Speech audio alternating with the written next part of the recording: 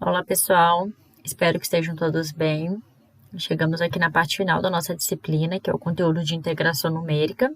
E vou começar dando uma motivação, depois eu vou falar sobre a regra do trapézio e as regras 1/3 e 3/8 de Simpson.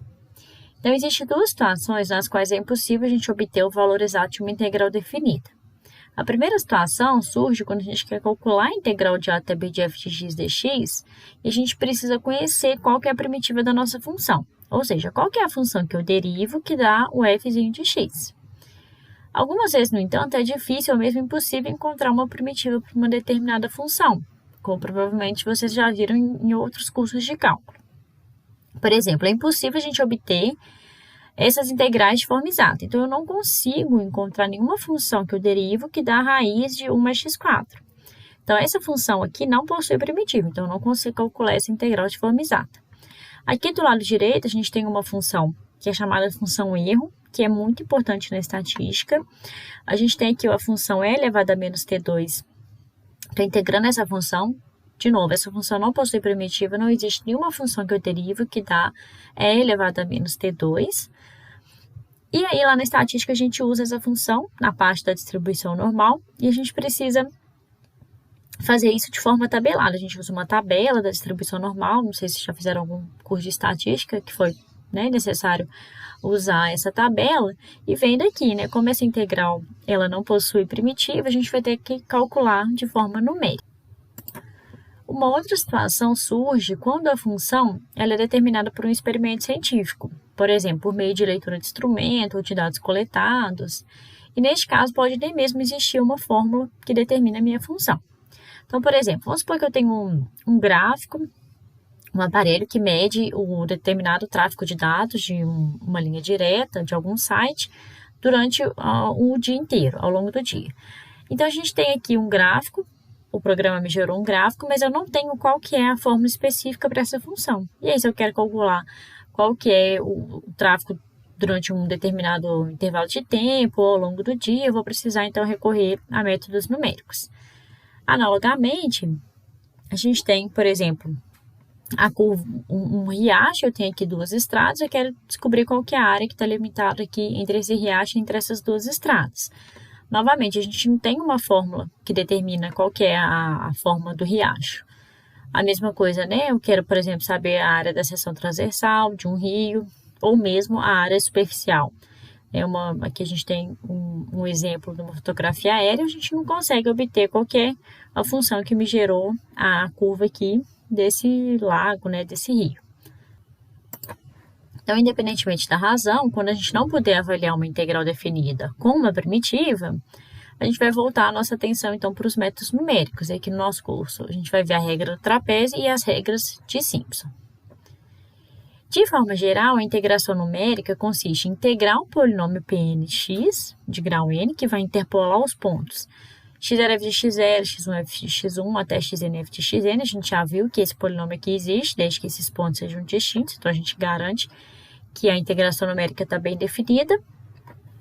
Ou seja, a gente vai pegar a integral de a até b de f de x dx e a gente vai aproximar, então, essa integral utilizando a aproximação da minha função pelo polinômio interpolador Pn de x. E aqui, de x0 até xn, então eu vou ter, lembrando da interpretação geométrica da integral, então quando eu tenho uma função positiva, a integral representa a área abaixo do gráfico. Então, eu vou ter aqui uma função que é complicada, ou uma função que não possui primitiva, e a gente vai aproximar essa função por um polinômio, que é mais suave, que é computacionalmente atraente, porque possui todas as derivadas, todas as integrais, e aí a gente vai substituir, então, a área abaixo do gráfico dessa função pela área abaixo do meu polinômio interpolador de grau n. E para a gente aproximar a integral, a gente usa o que a gente chama de fórmulas de quadratura, que nada mais são que a integral, aproximada utilizando uma combinação linear dos valores da função. Aqui no nosso curso, a gente vai estudar o que a gente chama de fórmulas fechadas de Newton-Cotes. A gente fala que é fechada porque é quando eu tenho o x0 igual a A e meu x0 igual a B. Então, eu conheço quais são os extremos do meu intervalo. A parte das fórmulas abertas de Newton-Cotes é utilizado na integral imprópria, que a gente não vai ver aqui no nosso curso, e na parte de resolução de equações diferenciais ordinárias de forma numérica, que a gente também não consegue abordar aqui. Aí, aqui no nosso caso, a gente vai usar, então, as fórmulas fechadas. E a gente vai adotar, então, como polinômios interpoladores, sobre pontos igualmente espaçados do domínio, o nosso polinômio interpolador de Lagrange, que foi visto em aulas anteriores. Então, a gente vai definir o espaçamento H, e N vai ser o número de subintervalos, da seguinte forma. Então, o espaçamento H vai ser o B menos A dividido por N, ou seja, o tamanho do meu intervalo B menos A sobre o número de subintervalos. Desta forma, eu vou ter que o meu xi é o x0 mais IH, com esse i aqui no de 1 até n, ou seja, o meu x0 coincide com a extremidade esquerda do meu intervalo, que é A, o x1 vai ser o x0 mais h, o x2, x0 mais 2h, e assim sucessivamente, até meu xn coincidir com o extremo direito do intervalo, que é igual a B. E aqui, só para a gente fixar, né? Então, H é o meu espaçamento, o N é o número de subintervalos, então, a gente vai ter N mais 1 pontos. Então, eu vou ter N subintervalos, vou precisar de N mais 1 ponto aqui, vai do x0 até o xn. E aí, a regra do trapézio, o que ela fala para a gente, então? Vamos pegar P1, o polinômio interpolador de grau 1, né, que aqui é a equação de uma reta, que passa pelos pontos x0 f de x0 e x1 f de x1. Meu x0 coincidindo com A e meu x1 coincidindo com o valor B.